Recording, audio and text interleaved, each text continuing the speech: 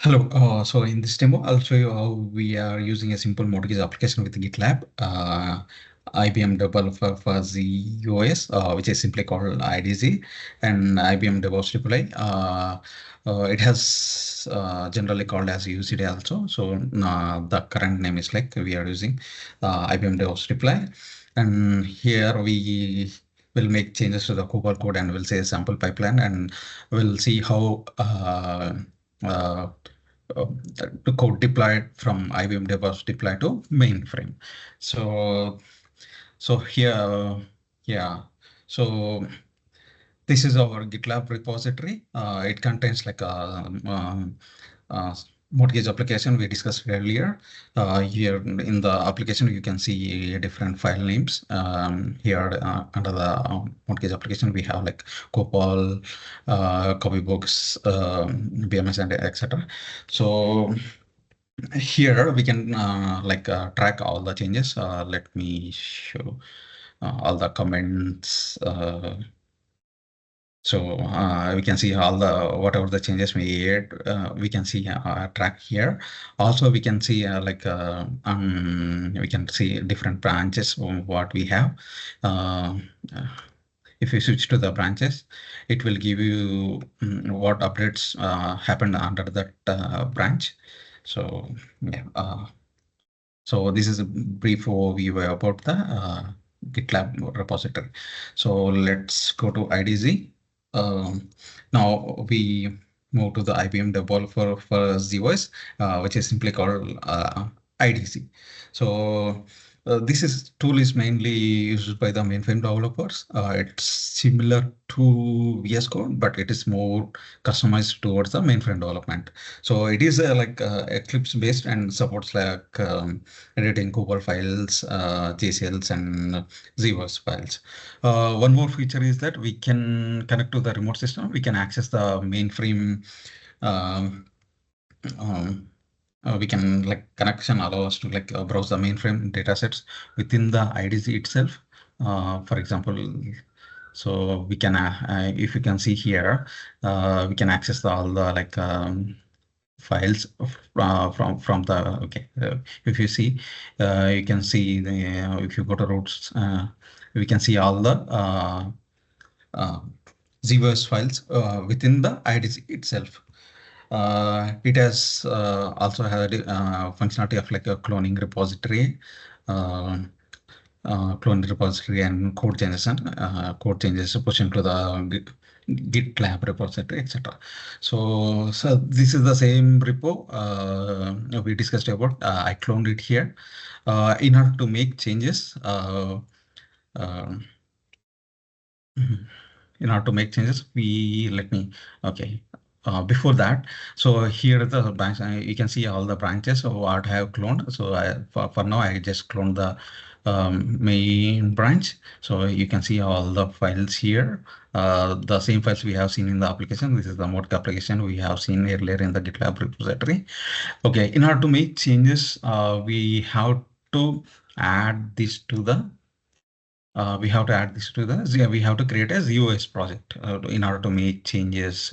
Here is the option, create a ZOS project. If you click on the repository and click on this one, it will create a ZOS project. Okay, here are how ZOS project looks. From here, you can make you can create new files, or you can modify existing files. So you can push it from IDZ to uh, GitLab. Okay, for that, it has like a different functionality. IDZ has like we can switch branches, we can commit from here, we can push to origin, we can fetch it from origin, we can like pull, we can like do rebase, reset, and we can delete the repository, local repositories. So these are the options IDC has.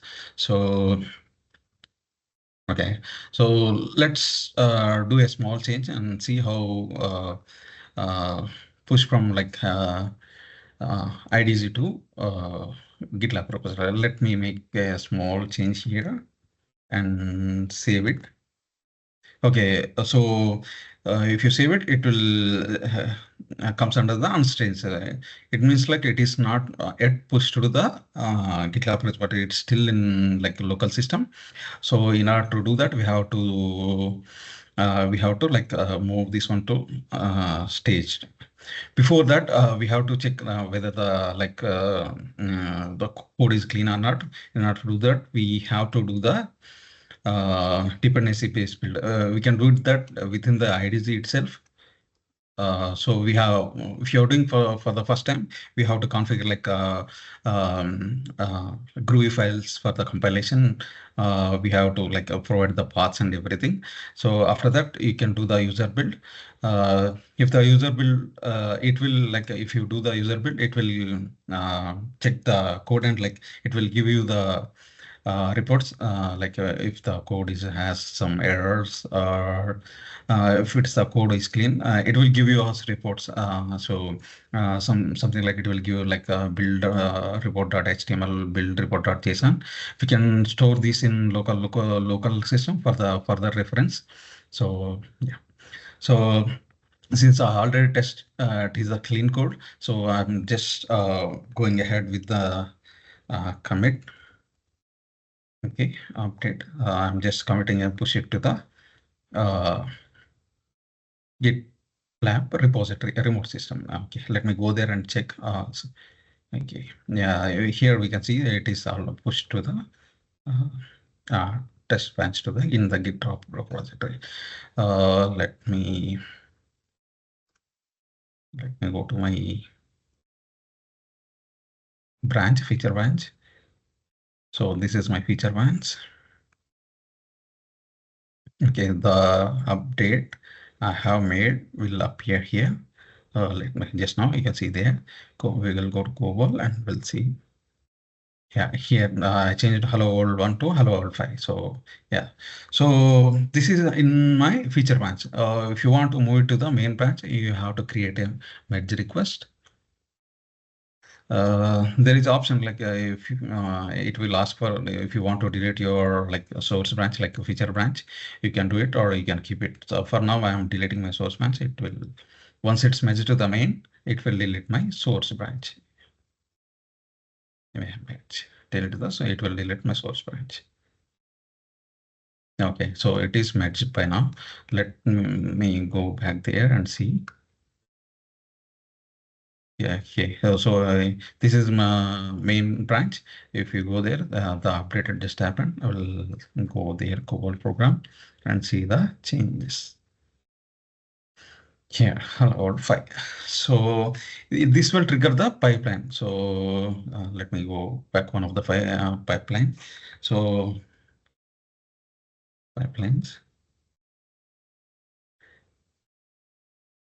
Okay, so this way, so what up? This pipeline will show like uh, all the changes here. Okay, this is how. Okay, so after that, the package move to the UCD. Okay, let's go to UCD. So this is the UCD console. Like it has different names. At the moment, we are calling it as IBM DevOps Deploy. Previously, it used to call UCD Urban Code Deploy. So at the moment, it is called DevOps Deploy from version 8 or something. Okay, so this is how here. Let me go to applications.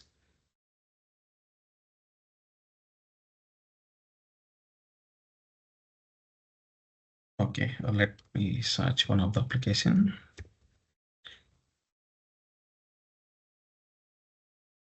Okay, so the pipeline automatically declare the automatic deployment. It will appear in the history section.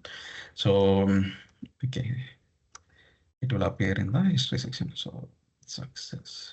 We can do deployments in a couple of ways. Either we can do it manually if we have some issues with the pipeline, or we can do it automatically. If the pipeline triggers it, it will automatically do the deploy. So let me go to one of the applications, see how it is deployed to the mainframe. Okay, so this is how if you expand here, all here, So you can see the different stages. So the first step is like it will download the artifactory. Artifactory, so GWise and repo. It will deploy the data sets and etc. etc. These steps will happen. You can see after if it is successful job or it is failure, you can see the output log, how it is deployed, where it is deployed. We can see all the what data sets are deployed. We can see all the here in the um, output log itself. You can save it for the reference. You can save it manually, or it will be available. But if you want to save it, you can save it, download the log. After that, you can check the you can validate in the if you can go to mainframe, you can validate the deployment with is it deployed in the mainframe or not. This is how uh, automatic deployments or manual deployments happen from the DevOps deploy. Thanks.